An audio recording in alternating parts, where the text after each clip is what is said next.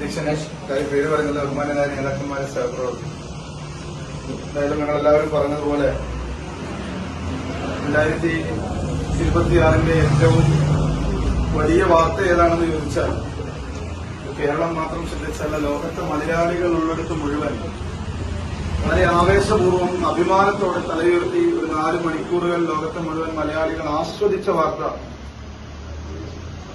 ബഹുമാനിയായ വടകരയുടെ ജനകീയ MLA നവമാധ്യമങ്ങളിൽ കുറിച്ചതുപോലെ നന്ദി കേരളമേ 6 round കൊടുത്തൊരു പ്രഹരം അല്ലെ എന്ന് പറയുന്ന ഒരു അഭിമാനകരമായ പോരാട്ടത്തിന് ഒരു സ്ഥാനാർത്ഥി എന്ന നിലയിൽ ഭാഗവാക്കാവാൻ കഴിഞ്ഞ അഭിമാന ബോധത്തോടുകൂടി തന്നെയാണ് ഈ വള്ളിക്കാളിലേക്ക് കഴിഞ്ഞ കടന്നു.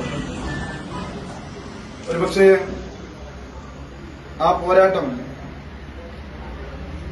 ആ ഉജ്ജ്വലമായൊരു പോരാട്ടത്തിന്റെ സമർപ്പണം അനശ്വരനായ ധീരനായ കേരളത്തിന്റെ രക്തസാക്ഷി മഹാനായ TP ചന്ദ്രശേഖരന്റെ പാതാള ബിംബത്തിനകത്ത് സമർപ്പിക്കുകയാണ്.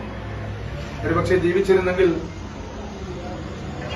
ഈ നാടിന്റെ ജനാധിപത്യ പോരാട്ടങ്ങൾക്ക്, ജനാധിപത്യ സമരങ്ങൾക്ക്, അവകാശങ്ങൾക്ക് നമ്മളോടൊപ്പം നമ്മുടെ ഏറ്റവും മുമ്പിൽ നിന്ന് നയിക്കേണ്ടിയിരുന്ന ജനകീയനായ ഈ നാടിന്റെ ജനനായകൻ, നമുക്കറിയാം റിസൾട്ട് വന്ന ഇതുപോലെ ഒരു മെയ് 4 രാത്രിയിൽ ഈ നാടിൽ നിന്ന് വിട പറഞ്ഞുപോയ, നമ്മിൽ നിന്ന് പറിച്ചെടുത്ത, അങ്ങനെ വേണമെങ്കിൽ പറയാം, പറിച്ചെടുത്ത പ്രിയപ്പെട്ട ചന്ദ്രശേഖരന്റെ രക്തസാക്ഷിത്വം. ഞാൻ ആ രക്തസാക്ഷിത്വത്തിന്റെ ദിനത്തിൽ ഇവിടെ വന്നൊരാളാണ്. ആ രക്തസാക്ഷിത്വത്തിന് ശേഷം ഈ വടകരയിലും പരിസര പ്രദേശങ്ങളിലും ഏറ്റവും കൂടുതൽ പാർട്ടി യോഗങ്ങളിലും UDF വേദികളിലും രാഷ്ട്രീയ യോഗങ്ങളിലും ആ രക്തസാക്ഷിത്വത്തിന്റെ അതിവൈകാരികതയെപ്പറ്റി നിരന്തരം സംസാരിച്ച ഒരാളാണ്. ചന്ദ്രശേഖരന്റെ ജീവിതത്തെ ഏറ്റവും നന്നായി പഠിക്കുകയും ആ രക്തസാക്ഷിത്വത്തെ ഈ നാടിന്റെ മുമ്പിൽ ഏറ്റവും നന്നായി അവതരിപ്പിക്കാനും ശ്രമിച്ച ഒരാളാണ്. ധർമ്മടത്തേത് കേവലം ഒരു രാഷ്ട്രീയ പോരാട്ടം മാത്രമായിരുന്നില്ല, ഒരു തെരഞ്ഞെടുപ്പ് പോരാട്ടം മാത്രമായിരുന്നില്ല. കഴിഞ്ഞ 10 വർഷക്കാലമല്ല 6 പതിറ്റാണ്ടുകാലം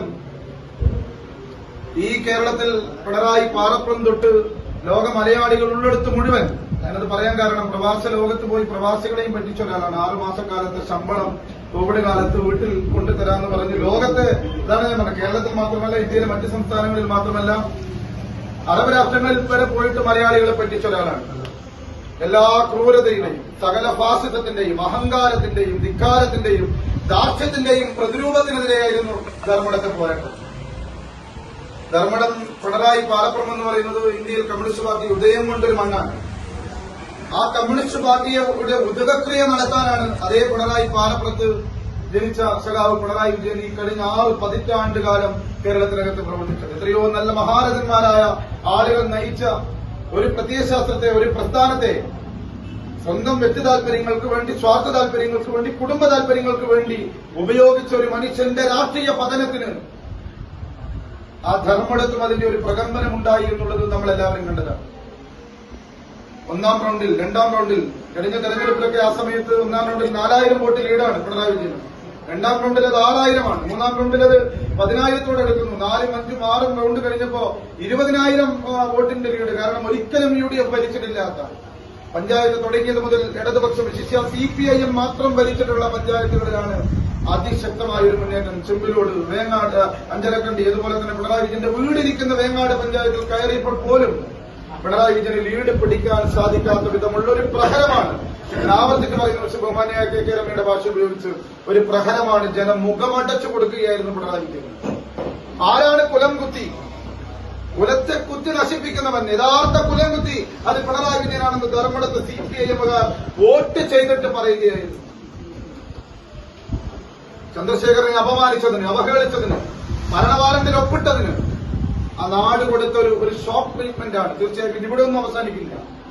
ചെയ്ത സകല തെറ്റുകൾക്കും, സകല ക്രൂരതകൾക്കും, ഭരണപരമായി കാണിച്ച അഹങ്കാരത്തിനും ധിക്കാരത്തിനും ഈ കേരളം ഇനിയും മറുപടി കൊടുക്കാൻ പോകുന്നതേ ഉള്ളൂ.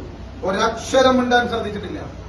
ഇന്നലെ വിമാനത്താവളത്തിലെങ്ങാനും പോകുമ്പോൾ പാർട്ടി സെക്രട്ടറിയോട് ചോദിക്കുന്നത് ഒരു അക്ഷരമാണ് ഈ സമയം വരെ പിണറായി വിജയൻ ഒന്ന് ഉരിയാടിയത്. നാവ് തുറന്നൊന്ന് സംസാരിക്കാൻ പിണറായി വിജയൻ സാധിച്ചു.